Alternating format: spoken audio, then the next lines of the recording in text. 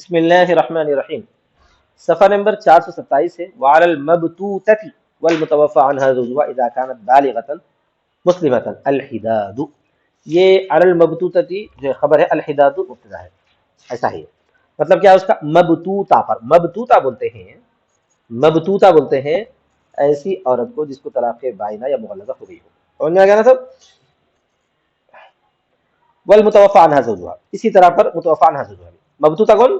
ایسی عورت جس کو طلاق بائنہ یا مغلظہ ہو گئی وہ، اور متوفى عنها زوجها وہ، یعنی یہ دو عدت گزارنے والی عورتیں، یہ دو عدت گزارنے والی عورتیں جب وہ بالغ ہو، مسلم ہو، تو حداد ہے۔ حداد کا مطلب ترک زینت، حداد کا مطلب ہوتا ہے ترک زینت۔ سمجھ میں آ گیا نا؟ ترک زینت میں کیا کیا آتا بھائی؟ پاؤڈر اس کو لگانا، اور جو ہے بال سنوارنا، خوشبو کا استعمال، اسی طرح پر جو ہے ضرورتاً لگا سکتے ہیں۔ ضرورتاً کا مطلب کیا ہے کہ جو ہے آپ کو اگر نہیں لگائے تو جو ہے بال خراب ہو جاتے، جھڑ جانے کا اندیشہ ہے، بال چیک پڑ جاتے نا، تو ایسی صورت میں بدرجے ضرورت کے لگا سکتے ہیں، سنوارنے کے لیے لگانے کی اجازت نہیں ہے۔ سمجھ گئے؟ کیوں؟ یہ ہے ہدایت۔ اما المتوفى عنها زوجها فلقول علیہ السلام، بہرحال متوفى عنها زوجها تو اس لیے کہ نبی صلی اللہ علیہ وسلم کا قول ہے، لا يحل لامرأة تؤمن بالله واليوم الآخر ان تحد على میت فوق 3 ایام الا على زوجها 4 اشہر و10۔ یہ تحدہ جو ہے اس کے معنی میں ہے، غم کرنے کے معنی میں، سمجھ گئے نا؟ حدود، الحدود والجیوب بولے تو نوحہ کرنا ہے، لفظ ترجمہ کیا ہے؟ جیوب برے گریبان پھاڑنا، الحدود نوحہ کرنا۔ تو نہیں ہے، نبی صلی اللہ علیہ وسلم نے فرمایا کہ نہیں حلال ہے کسی مومن عورت کے لیے جو اللہ پر اور آخرت کے دن پر ایمان رکھتی ہے کہ وہ نوحہ کرے میت پر 3 دن سے اوپر، میت پر 3 دن سے زیادہ نوحہ کرنے کی اجازت نہیں ہے، مگر اس کے شوہر پر 4 مہینے 10 دن، یعنی بیوی اپنے شوہر پر 4 مہینے 10 دن نوحہ کر سکتی ہے۔ نوحہ کا مطلب غم کر سکتی ہے، سمجھ میں آ گیا؟ نوحہ مطلب چیخنا چلانا نہیں ہے، غم کرنا مراد ہے، ٹھیک ہے؟ وہ اما المبتوتہ فمذهبنا، بہرحال مبتوتہ وہ ہمارا مذہب، مبتوتہ کا مطلب وہی طلاق بائنہ اور مغلظہ والی عورت، اس کو مبتوتہ بولتے ہیں، وہ ہمارا مذہب ہے عدت کے دنوں میں۔ کیا ہے وہ؟ وقال الشافعی، امام شافعی نے فرمایا، لا حداد علیہا، اس پر کوئی حداد نہیں ہے، یعنی ان ترک زینت کرنے کی ضرورت نہیں ہے، انہیں نارمل رہ سکتی ہے۔ لأنہ وجب اظہار للتعسف، ان کی دلیل کیا ہے بھائی؟ اس لیے کہ وہ افسوس کے اظہار کے لیے واجب ہوا ہے، علی فوت زوجن، زوج کے مرنے پر، سمجھ میں گیا؟ وفیین، وفادار زوج کے مرنے پر ہوتے ہیں، کیا بولتے ہیں؟ زوج کے مرنے پر۔ بعہدها الی کے بعد نہیں دکھ رہا میرے کو، الی امراتی ہی ہے، کیا ہے؟ الی مماتی ہی ہے، وہ بعد میں بنائیں گے، اس کی موت کے وقت میں، اس کے موت کے وقت۔ کیا مطلب ہے؟ متوفی عنہ زوجها پر ہدایت کرنا ہے بولتے ہیں۔ فون چھین لو اس کے ہاتھ سے، چھین لو، توڑ دو، دیکھیے توڑ دو، یہاں لے لو، اس کے موت پر افسوس کرنے کے لیے کہ بہت زیادہ وفادار تھا اور انہیں مر گیا، لہذا اس پر جو ہے افسوس کا اظہار کرتے ہوئے انہیں کیا کرے گی بھائی؟ 4 مہینے 10 دن تک ترک زینت کرے گی۔ لیکن انہیں یہ بھی چاہا، وقد اوحشها بالابانۃ فلا تاسف بفوته، اور اس نے جو ہے وحشت میں ڈال دیا، کس نے؟ طلاق دے کر، طلاق بائنہ اور مغلظہ والا شوہر طلاق دے کر جو ہے جدا کرنے کے ذریعے وحشت میں ڈال دیا، فلا تاسف بفوته، اس کے فوت ہونے پر کوئی افسوس نہیں ہوگا، شوہر کے چھوٹنے پر کوئی افسوس اس کو نہیں۔ ورنا معرویہ ان نبی صلی اللہ علیہ وسلم نہا المعتدہ ان تختضب بالحناء وقال الحناء طیب، اور ہماری دلیل وہ ہے جو نبی صلی اللہ علیہ وسلم سے روایت کیا گیا ہے کہ آپ نے معتدہ کو روکا۔ یہاں معتدہ عام ہے، نبی معتدہ عام ہے، عدت گزارنے والی، چاہے وہ متوفی عنہا زوجہا کی عدت ہو یا جو ہے مطلقہ بائنہ یا مغلظہ کی عدت ہو۔ تو معتدہ کو منع کیا ہے کہ وہ جو ہے خضاب لگائے مہندی سے، اور فرمایا مہندی بھی خوشبو ہے، کیا فرمایا؟ مہندی بھی خوشبو ہے، ایک بات۔ وَلِأَنَّهُ، اور دوسری دلیل بھی ہے ہمارے پاس، یجب اظہار التأسف علی فوت نعمت النکاح الذي هو سبب لصونها وکفایۃ مؤنها، دوسری دلیل یہ بھی ہے کہ یہ عدت واجب ہوئی ہے نعمت نکاح کے فوت ہونے پر افسوس کا اظہار کرنے کے لیے، بیوی افسوس کا اظہار کرنا بھی ہے، شوہر اگر سے کہ اس کو وحشت میں ڈال دیا، بات صحیح ہے، اور وہ بھی صحیح نہیں، وحشت میں ڈالے، انہوں نے اپنا حق استعمال کرا، اس پر ظلم نہیں کرا، طلاق کا حق تھا وہ حق استعمال کرا ہے، ظلم نہیں کرا. ظلم میں جب کوئی طلاق دے رہا ہے تو وہ بات الگ ہے، لیکن یہ واجب ہوتا ہے نعمت نکاح کے فوت ہونے پر افسوس کے اظہار کرنے کے لیے، جو کہ اس کی حفاظت کا سبب تھا اور اس کی مشقت کے لیے کافی تھا. سمجھ میں آ گیا نا سر؟ اس کی کفایت کر رہا تھا نا، تھا اس کی جو ہے علماء میں اس کی ضروریات، اس کی محتاجی اور ضروریات کے لیے کفایت کرنے والا نکاح تھا. نکاح میں رہے تک جو ہے بیچاری کو کھانے پینے کا مسئلہ نہیں تھا، رہنے کا مسئلہ نہیں تھا، اس کی سیکورٹی کا مسئلہ نہیں تھا. یہ تمام چیزیں کون دیکھ لیتے؟ بولو میاں، شوہر دیکھ لیتا. اب وہ شوہر چلے گیا تو اس پر افسوس کا اظہار کرنا تو پڑے گا. والابانۃ اقطع لها من الموت، اور ابانت جو ہے موت سے زیادہ اس کو قطع کرنے والا ہے. حتی کان لها ان تغسله میتا قبل الابانۃ لا بعدها، یہاں تک کہ اس کے لیے ہے کہ وہ اس کو جو ہے غسل دے سکتی ہے مردے کی حالت میں جدائیگی سے پہلے، نہ کہ جدائیگی کے بعد.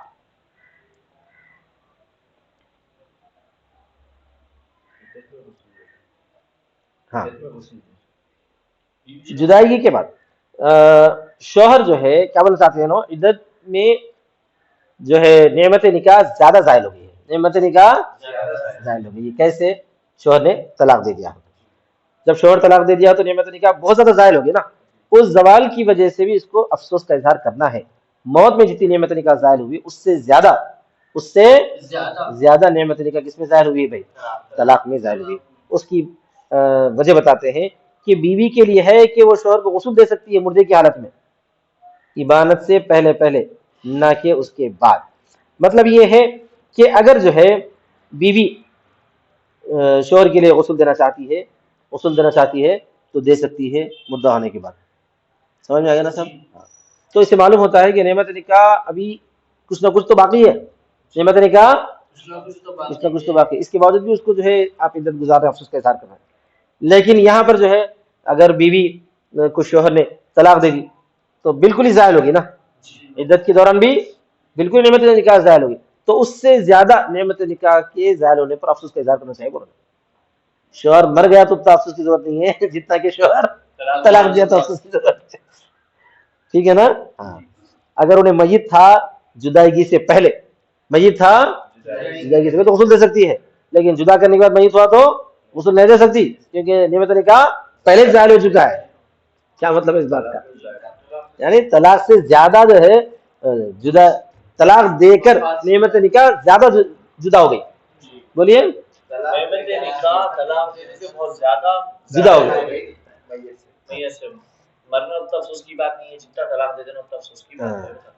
ٹھیک ہے. والحداد ویقال الاحداد، اور حداد کیا ترجمہ کر رہے ہیں؟ کیا ہے حداد؟ اور کہا جاتا ہے الاحداد، اور کہا جاتا ہے حداد بولو یا احداد بولو. وہما لغتان، اور وہ دونوں دو الگ الگ لغتیں ہیں. کسی جگہ حداد استعمال ہو رہا، احداد استعمال ہو رہا. کیا ہے وہ؟ ان تترک الطیب والزینۃ والکحل والدہن، کہ وہ چھوڑ دے خوشبو کو، زینت کو، سرمے کو، اور والدہن المطیب، اور خوشبودار تیل کو. آملے والا سمجھ میں آ گیا؟ آملے والا تیل یا خوشبودار تیل. نارمل تیل لگانا چاہ رہے ہیں بالوں کو صاف کرے تو جائز ہے. اچھا. وغیر المطیب الا من عذر، اور غیر مطیب کو بھی چھوڑ دے مگر عذر سے. خوشبودار کو بھی چھوڑنا ہے اور غیر خوشبودار کو بھی چھوڑنا ہے مگر عذر سے. عذر مطلب ابھی جو بولا میں بات چیت پڑھ رہے تو کر رہے تو لگا سکتے. وفی جامع صغیر الا من وجع، اور جامع صغیر میں مگر یہ کہ تکلیف سے. اگر کسی کو درد سر ہو رہا تیل نہیں لگانے سے تو وہ بھی عذر ہے، وہ بھی عذر ہے. والمعنی فیہ وجہان، اور اس میں معنی دو ہے، احدہما ما ذکرنا من اظہار تعسف، ایک بات تو یہ ہے کہ اس میں افسوس کا اظہار ہے. والثانی ان هذه الاشیاء دواعی الرغبۃ فیہا، اور اس لیے کہ یہ جو اشیاء ہے نا اس میں رغبت کو بلانے والے ہیں. اس میں رغبت کا مطلب یہ ہے کہ آپ یہ عورتیں اگر یہ تمام کام کریں گی اور سچ سنور کے سامنے آئیں گی تو دنیا میں کیا کریں گے؟ پھر پیغام پہنچائیں گے. سمجھ آ گیا؟ پیغام. تو یہ دواعی رغبت ہے. کیا بولتے ہیں جنانے میں؟ دواعی رغبت کوئی تھوڑی کرتا، نعوذ باللہ. دواعی رغبت ہے نکاح کا پیغام دینے کے لیے. اور ابھی ان کو نکاح کا پیغام دینا نہیں ہے نا عدت پہ. اگر وہ مطلقہ ہے تو اس کی 3 جو ماہواری ہے وہ، اسی طرح جو معتدہ آنا تو جو آئے تو 4 مہینے 10 دنوں کو. اس وقت یہ بھی وجہ ہے. یہ دوائی رغبت ہے اس میں. وہی ممنوعۃ النکاح فتجتنبوها کئی لا تصیر ذریعۃ الى الوقوع فی المحرم. اور یہ ممنوعہ ہے یعنی اس کو روکا گیا ہے, اس بیچاری کو روکا گیا ہے نکاح سے عدت میں, لہذا وہ اس سے پرہیز کرے تاکہ وہ نہ ہو جائے ذریعہ محرم میں واقع ہونے کی طرف.